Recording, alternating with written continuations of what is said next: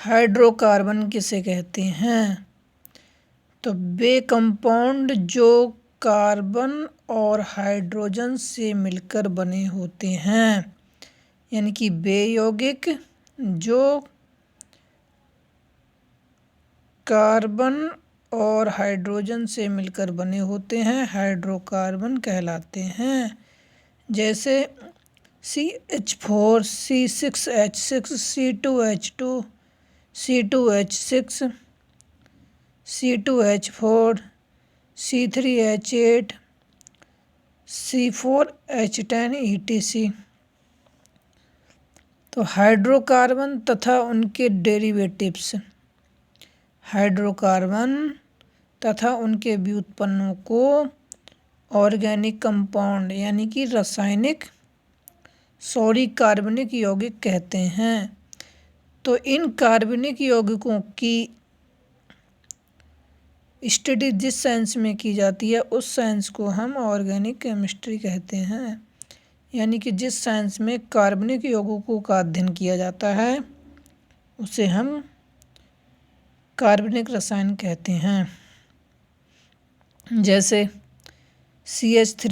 CH3OH Maithil alcohol, C2H5OH ethyl alcohol, C6H5COOH benzoic acid, C6CH5CHO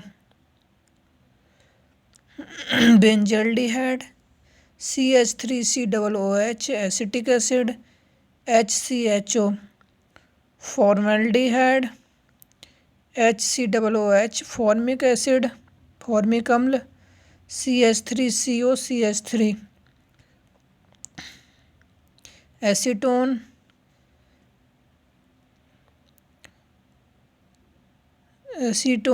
ये भी acetone है, ये खोल के दिखाया मैंने स्ट्रक्चर इसका ओपन थोड़ा ETC। तो main element of organic chemistry, तो ऑर्गेनिक कंपाउंड के मुख्य तत्व कौन कौन से हो सकते हैं, यानी कि main elements of organic chemistry.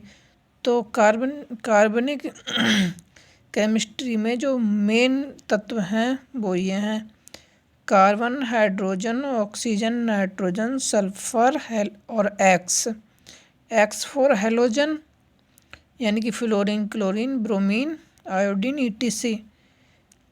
ये हमारे एलिमेंट हैं। तो element carbon, hydrogen, oxygen, nitrogen, sulphur और हेलोजन। तो इनके कार्बन के लास्ट वाले सेल में 4 इलेक्ट्रॉन होते हैं, हाइड्रोजन का 1 और ऑक्सीजन का 6 होता है, नाइट्रोजन का 5 और सल्फर में 6 होते हैं, हेलोजन में 7। यह लुईस डॉट सिंबल, यानी कि कार्बन के पास 4 इलेक्ट्रॉन हैं तो उसके पास एक इलेक्ट्रॉन उसे दे दिया 1 2 3 4। तो इसका मतलब हो गया कि इससे 4 इलेक्ट्रॉनों की और ज़रूरत है। तो इसके पास कितने इलेक्ट्रॉन हो गए? ये 4 हो गए। इसकी वैलेंसी कितनी हो गई? 4। हाइड्रोजन के पास कितने हैं? 1, तो उसे 1 की ज़रूरत है तो इसकी 1 हो गई। और हमारा ऑक्सीजन के पास कितने हैं? पहले सिंगल करो फिर पेयर्ड करो जो भी हो। तो 1 2 3 4 5 6 हो गए। तो कितने इसे रिक्वायर्ड है? 2 इलेक्ट्रॉनों की इसकी रिक्वायर्ड है, तो इसकी संयोजकता कितनी है? 2। इसी तरह से ऑक्सीजन के पास कितने की है? 3 की, तो इसकी संयोजकता है 2। सल्फर के पास कितने? 6 इलेक्ट्रॉन है, 2 की ज़रूरत है। नाइट्रोजन के लिए 3 की ज़रूरत है, सल्फर के लिए 2 की ज़रूरत है, हेलोजन के लिए 1 की ज़रूरत है, यानी कि 1 की आवश्यकता है। संरचना देखें तो एक इलेक्ट्रॉन के हिसाब से कार्बन की ये हो जाएगी और हमारा हाइड्रोजन की एक केवल सिंगल बॉन्ड होगा। ऑक्सीजन दोनों साइड कर दो, एक नाइट्रोजन का 3 हो जाएगा, सल्फर का 2, हेलोजन का 1। तो जिस